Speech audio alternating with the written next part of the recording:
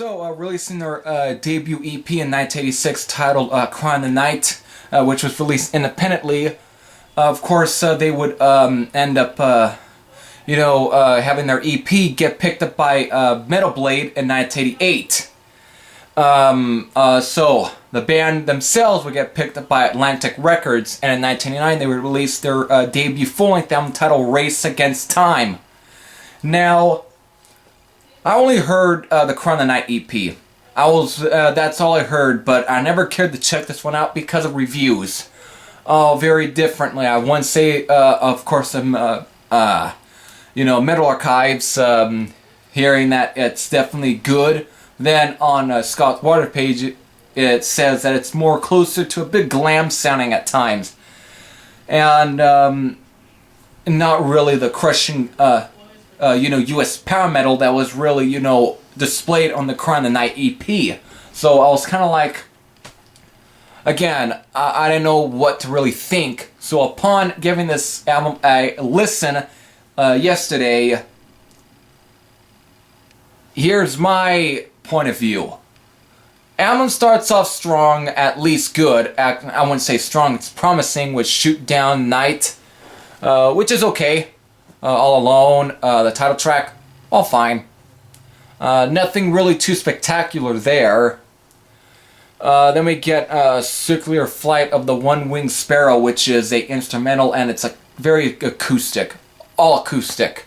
And this track at times can be seen as an intro to Called the Wild, which is definitely a speed metal track. Definitely is at times very new wave of British heavy metal sounding, but still very good. Precious Metal afterwards, with a title like that, I was expecting much more from this track, but man, from there on, it's okay. We do get a ballad titled Missing You, which is alright. Drive Like Hell, back to Call of the Wild as being more of a speed metal track. Then it ends with Desert Moon.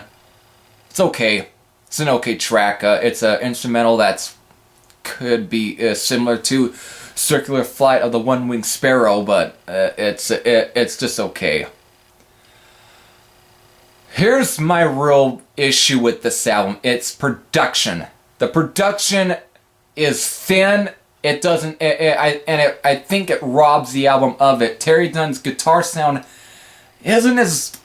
It doesn't have that crushing, heavy sound that was presented on the Cry in the Night EP. On the EP, it had a fat, heavy, crushing sound to it. It just made it much more, lively. Here, I think the production just robs the album. It robs the album of its, of its heaviness.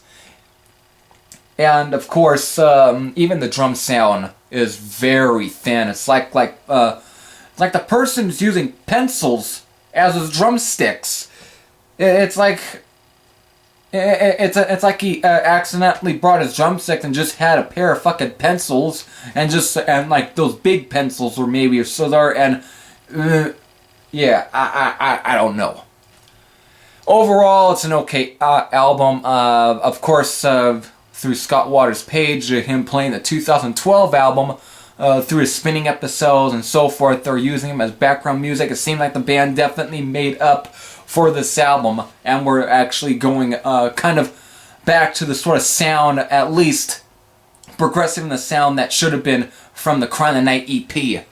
So with that, if you have heard this album, what are your thoughts? If you have any thoughts, you can post your comments down below. This Heavy Thresher is saying I'm out, and it's time to get to the next band.